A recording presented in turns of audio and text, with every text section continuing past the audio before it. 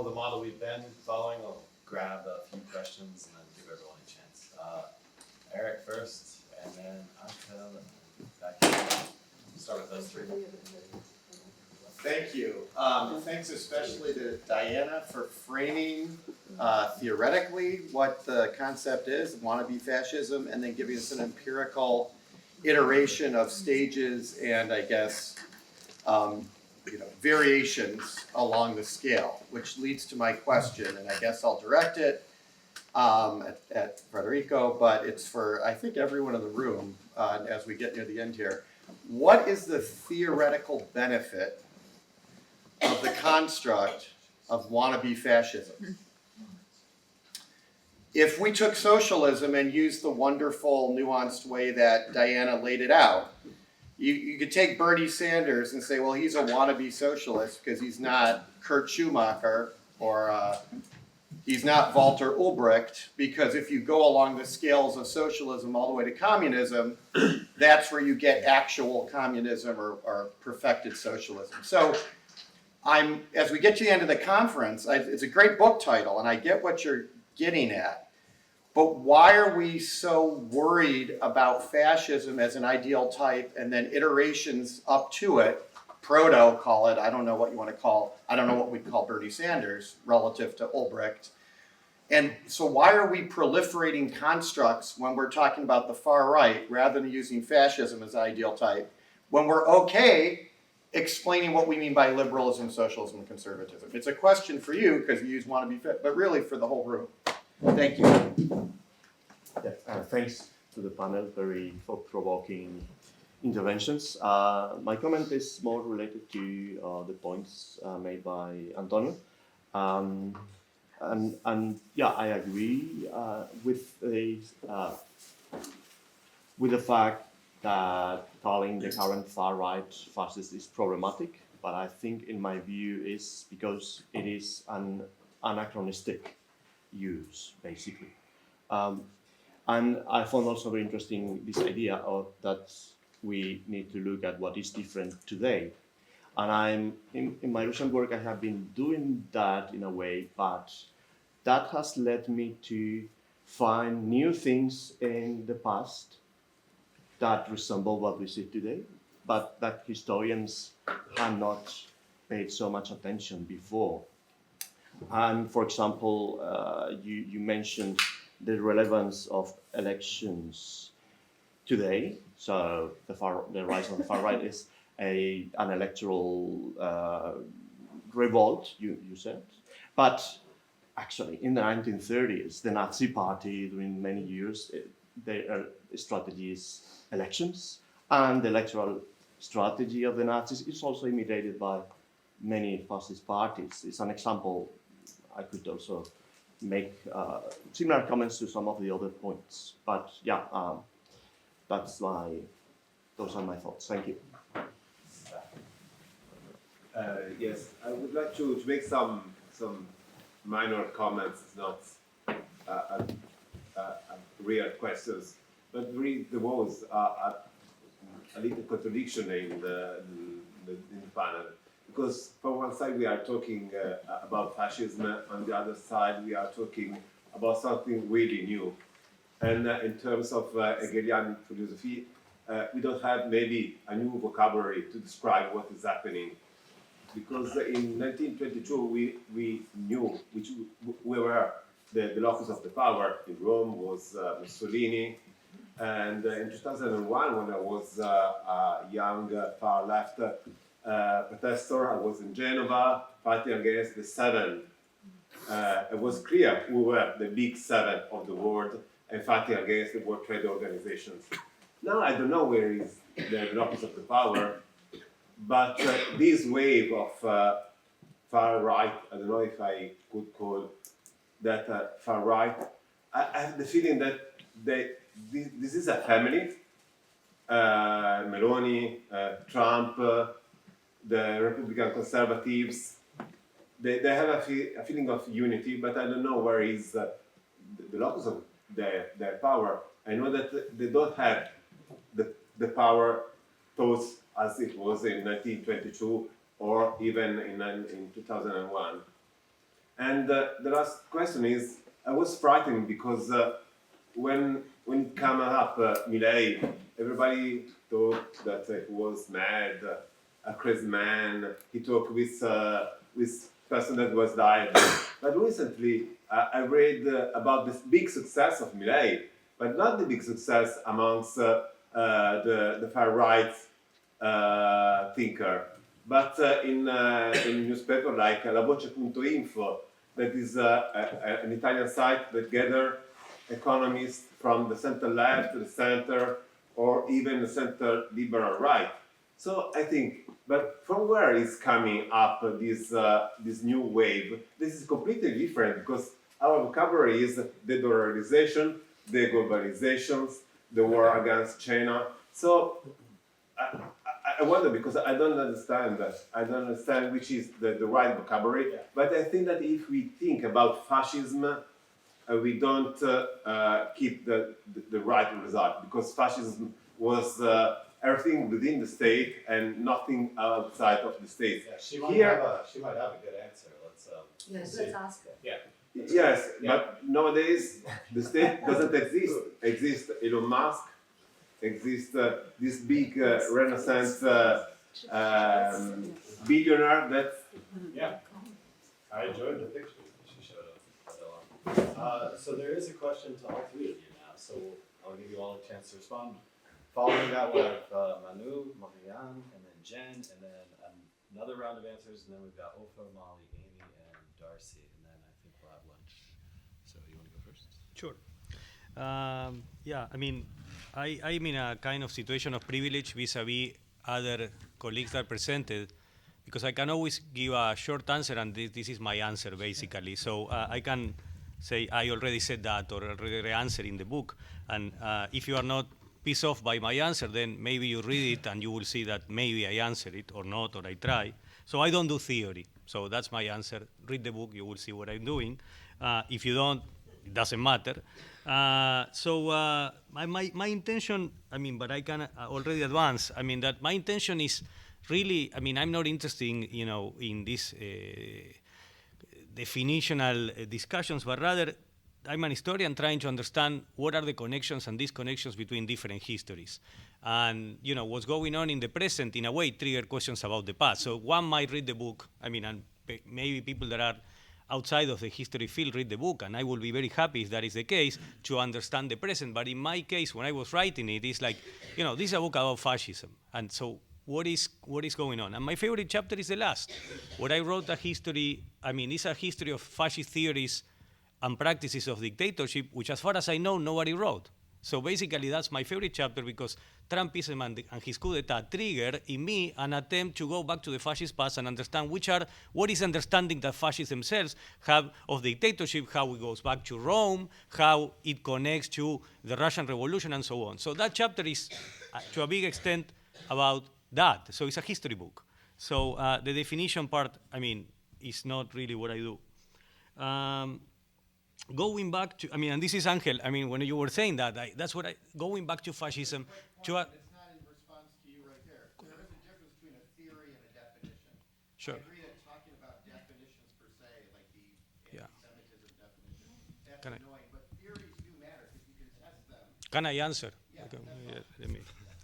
And I actually already did. I mean, so my point is that when my attempt is to think different histories, and if you call what I do a theory of fascism, I will be, thrilled, but that's not how I conceive my work.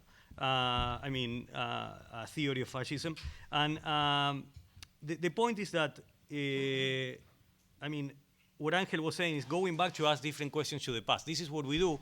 And I'm pretty sure, I mean, in the sense that I remember when my professors in Argentina, in the 80s and 90s, we were building, like, beautiful times, a new problematic democracy, and there were coup d'etats by the military while I was a student against this democracy. And the questions that people were asking at the time is how you build democracies. And now we are actually concerned about how democracies are destroyed. So this is a question that triggered perhaps new questions that I ask of the fascists vis-a-vis, let's say, my dissertation, when I was not exactly asking that. So anyway, the last thing, Milei. The last thing I want to say about Milei, I mean, as with fascism and as with populism, now there is a lot of people talking about Milei, and these people do not know a single thing about Argentine history. So let's start with national histories first. So there is a history of fascism on the right that Milei is part of. And now, of course, it's a reformulation. It's very different to other things, but also he relates, and very explicitly so, breaks with a tradition in our young democracy, which is that we all, right, left, center, reject the dictatorship. He doesn't. He actually glorifies the dictatorship that was in the campaign. And this is like Trump. Like, he will say things that previously would have been toxic in an election. Milei praised the dictatorship. He glorified that past. And that was unbelievable, and yet people voted for that. Now, did they vote for Milei because of that? No.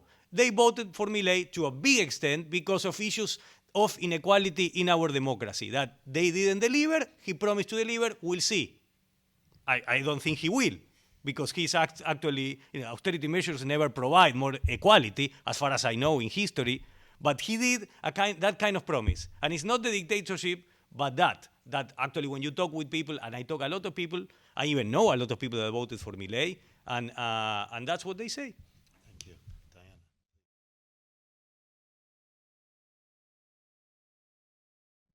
Okay. I will speak to the very frustrating issue of where is the locus of power at this point. And I think it is clearly much more diffuse. So it is much harder to identify not only who is truly in power, but also who is very influential. I think this is part of the deprofessionalization of politics that we've recently seen, where you're just as, I would assume you're just as likely to run into Elon Musk or one of the tech crowd in a very political hiring room as you would somebody who is a career politician, perhaps even more likely. So it makes it very difficult to predict. So the question of who has become very difficult. I find the question of where to sometimes be a little bit easier to approach.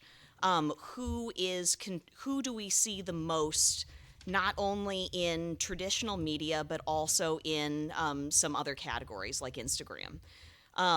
It moves very fast because it's basically a game of king of the mountain, who has the most followers at any given point in time. So to look at that, I think how different politicians, we looked at Tech Bros and Tradwives and their feeds, but obviously far-right figures have made very effective use of some of these popular forms of media. Coming to mind are Bolsonaro, Salvini, Le Pen, and Meloni. Bolsonaro and Salvini used it in one very particular way, Le Pen and Meloni in another. I won't go into depth here, but there is a wonderful chapter called Posing with the People, which is on far-right uses of Instagram by leaders and by more minor figures, and it helped me a lot in terms of differentiating who maintains power, at least in that sphere, and how.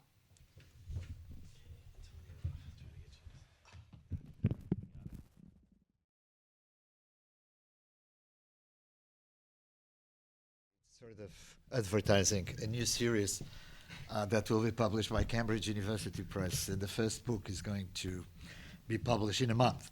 Let me quote, it's on populism and fascism, by Carlos de la Torre, a Latin Americanist from Florida. Anyhow, and to give you an idea, and to illustrate a bit the relation between fascism and populism, he quotes Mabel Berezin, that a well-known sociologist who wrote a lot on fascism. And the current tendency is the following. Fascism, is quoting Mabel Berezin, fascism is best conceived as a historical event, where populism is an analytically catholic. Populism is not confined to a historical period, and fascism was. As you can see, after 4 days of discussion, they're putting in a way, it's the other way around. We should look at populism and certain elements of fascism when we look at for the contemporary radical right-wing populist scene. Let me just stress 2 points very quickly, answer to angles. First, electoral politics. Yes, of course. We have already, not much, but quand même, in the era of fascism in Europe, there was a short and central window of opportunity for fascist parties to arrive to power. Now, first in Italy, then in Germany, associated with electoral politics, because let's be clear, on the majority of the other European countries, we have military coups, right? We have basically military coups from conservative, well-established elites, sometimes in cooperation with fascists. That was the case of Spain. Spain was a military coup where, as everybody knows, a small fascist party is going to play a central role during the Civil War. But, you know, Falange was something like 1.3% in the last democratic elections in Spain. But we have nowadays a reasonable amount of elections, and it takes time. For instance, what kind of overview do we must have, for instance, in the first round, let us say, of Trump in power in the US? Bolsonaro was in power for 4 years in Brazil, and now we have a center-left wing party. Italy, we have Meloni.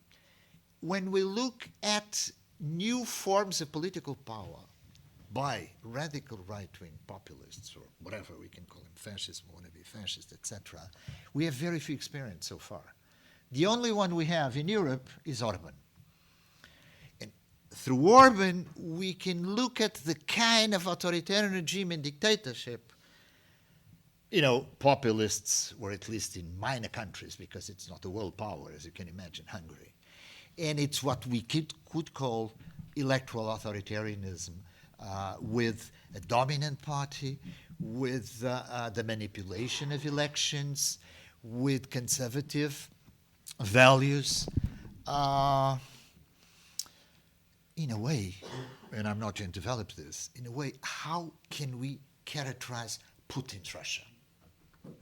Thank you. So the next round is Manuela, and then Liliane, and then Jeff. Okay, first of all, thank you for the discussion.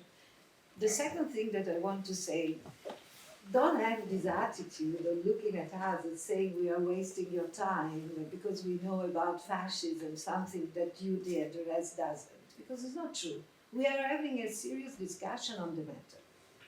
Sorry if I say that, but it's very unpleasant to stay here and to listen like, you know, you are wasting your time talking here with us. We are discussing this. Sorry, it's what I felt, Alessandra. Let me say it, okay? So, I want to ask, you pose a question, Antonio, about the left. And here I agree with Federico on the fact that the left did not deliver. Did not deliver about social issues. It didn't deliver for political issues. It didn't deliver the things that they promised to deliver. And that is the most troubling thing is the left is totally identified with the cultural and political elites, with the privilege. In Rome, there is this word of saying the people of the ZTL. ZTL is the people that they live in the best quarters of Rome. Parioli, just name them. That they vote the right people.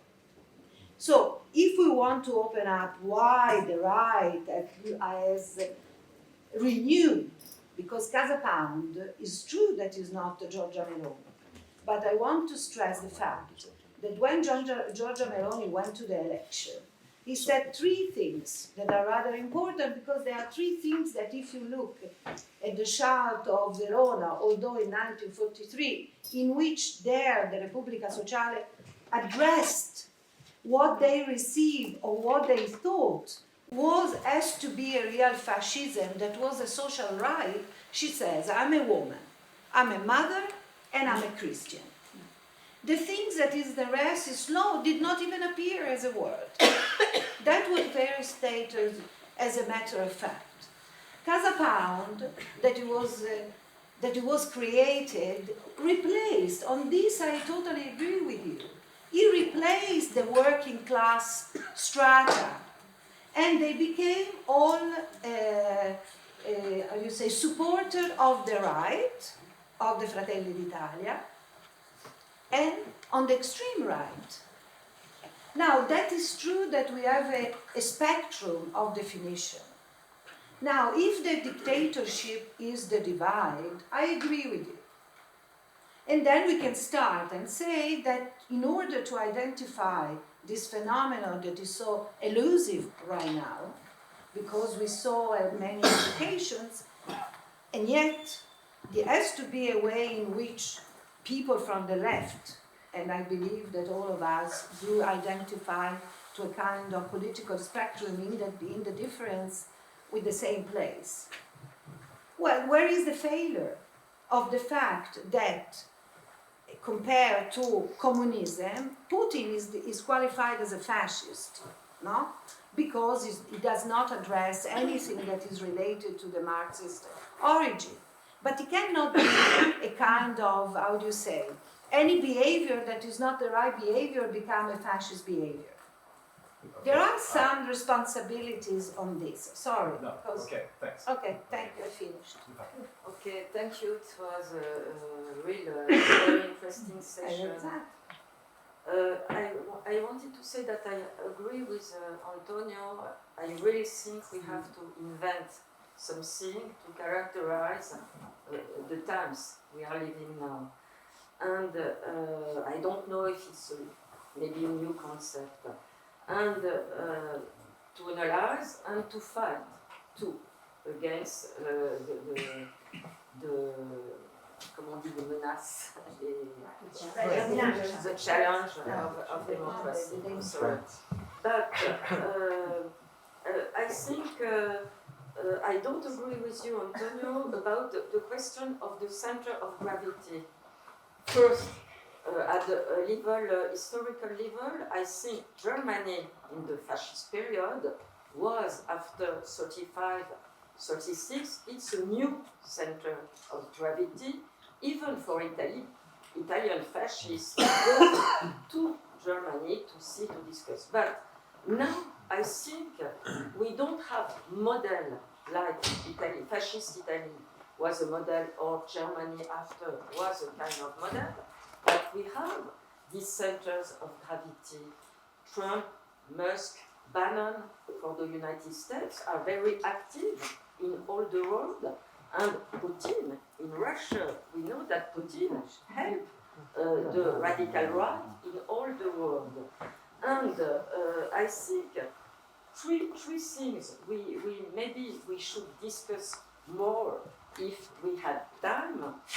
First, the social dimension was not present, and this is a real challenge, because as Antonio said, we have to understand why workers are voting and poor people are voting for those men. The fear, it's a real, very important motor of the history. And here the fears of migrant, of LGBT are a potent movement. And one thing maybe we have to think more is the importance of the networks, of social networks. I think social networks, it's a real parameter, very, very new, and maybe it should be necessary to reflect on that. Just a last question, why do you think now academics prefers radical or extreme? Did you analyze that? And Jen. Yeah, no, so interesting. This is more for Diana. I wear this other hat. I do history of sexuality, and then I have this big social media project that looks at similar ways in which fascist imagery kind of gets taken up and normalized in online communities. And I guess there's an interesting tension, right? On the one hand, we have examples of the sort of the Nouvelle Droite, Kubitschek, all of these far-right folks creating avenues for accessing public minds. So alternative journals, alternative newspapers, alternative media strategies, a kind of Gramscianism of the right to try to get at everyday life. And then you made this great argument about the tech bros who are radicalized in the online environment, chiefly out of a desire for deregulation. And so my question, I guess, for you would be, do you have a sense from the work that you were doing of the intentionalism behind the effort to mobilize people through social media? So are the trad wives getting together and hashing out media strategies? Or is this something that is a little bit more diffuse, and if it's diffuse, that's the challenge for us? Okay, again, questions. I'll ask you to answer in 90 seconds or less. We'll have a final round. Maybe we can, What? 5 minutes more is important. What we have? 5. António.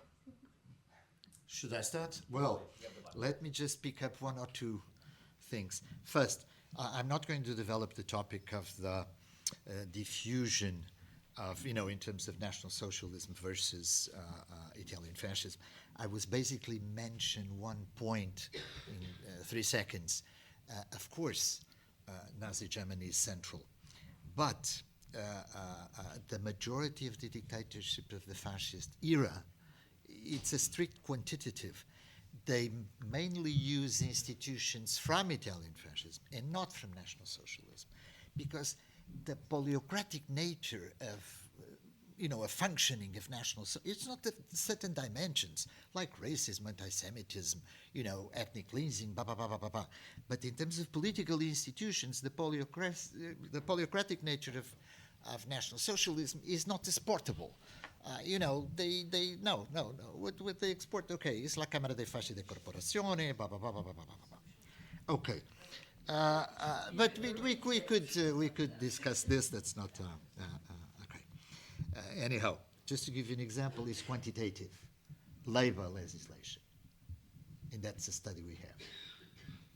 80% of the labor codes of fascist-era dictatorships are inspired by the Carta del Lavoro, not by the German social policy. But okay, that's another story. I don't have an answer as a citizen, at the scale of Portugal, a left-wing public intellectual there. I don't have an answer.